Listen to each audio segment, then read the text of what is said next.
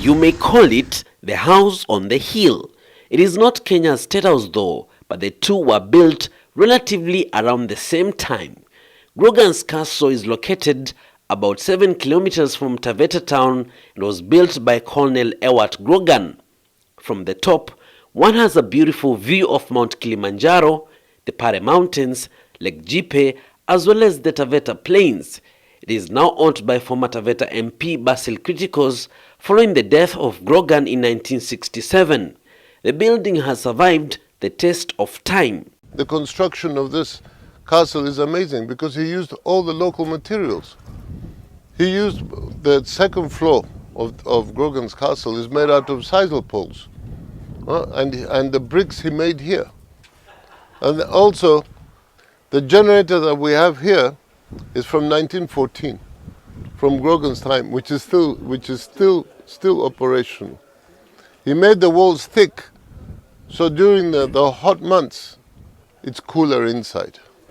This bed fitted in this special structure inside the bigger bedroom was where Colonel Grogan used to sleep. It is older than Kenya's independence. Made of wood and wire mesh, this was the old-fashioned way of keeping mosquitoes at bay. The castle, which was initially supposed to be an agricultural institution, is now being turned into a boutique hotel, and that is coming at a price. 150 million to bring it to the standards which I'd like to see.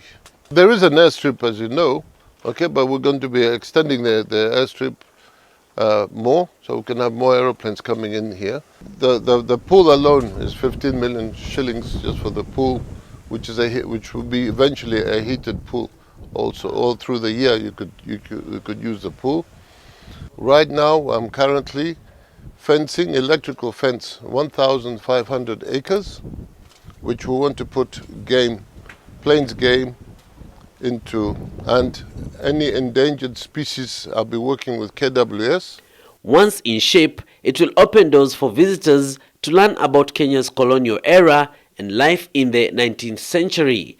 The founder, Grogan, was known for going to great lengths to prove his self-worth.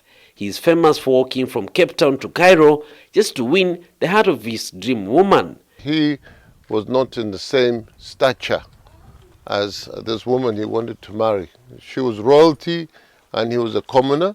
He was an Irishman and she was English. And he told the father of the girl he wanted to marry, he says, just make sure your daughter doesn't marry anyone for 4 years.